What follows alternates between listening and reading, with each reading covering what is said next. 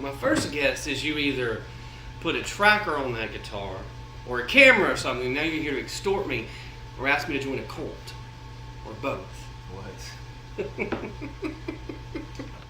I'm kidding.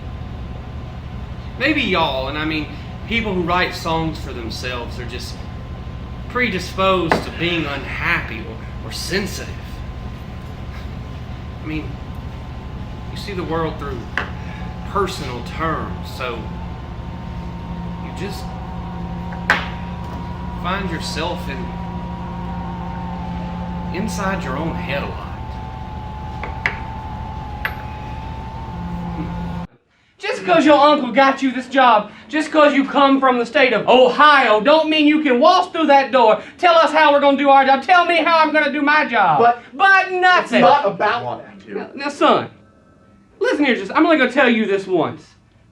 You'll investigate what I tell you to investigate. That farm boy killed another white man. Find him. I don't give a damn about your convictions. I just don't see why it's a big deal is all. You don't see why it's a big deal. Our kid is about to travel the country for some girl he has never met with that group of hooligans, and you don't see a problem with that? The boy made his choice. It's a stupid choice, yeah, but it's his choice. Okay. How about this? I go find Ryan, and when I get back with him, you better be out of this house or she'll help me God! Okay, wait. I'll go, but where are we going anyway? His first stop is in Lakewater. We'll get him there. Now hurry up and get packed. It's 3 hours away, and we've got to find a motel. Hey. I've been doing research for years, and the new programming has not been tested on adolescents at all. Why do you think it's being pushed through so quickly? Why do you think? The same reason all problems began. Money and power. With these new programs, the government can fire every walking and talking employee at every elementary or high school. With these programs, the government and device companies will make millions, no, trillions! They purposely began to go out of their ways to make these programs more addictive to the brain. For instance, every time you get a ding or a notification on your phone, don't you feel just a little happy? That's the dopamine releasing in your brain. It gives you any idea?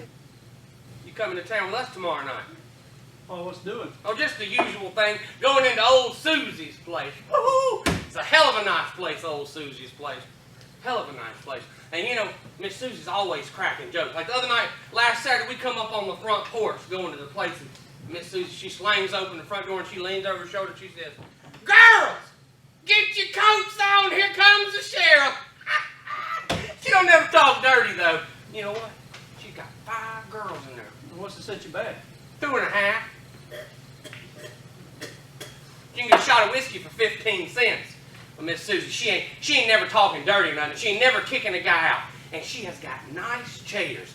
If a guy don't want to flop, he can just sit up in them nice chairs, have a couple, 2, 3 shots of whiskey, and just pass the time of day. Because, you know, she ain't never getting mad or pushing guys along or kicking them out on account of they don't want to flop.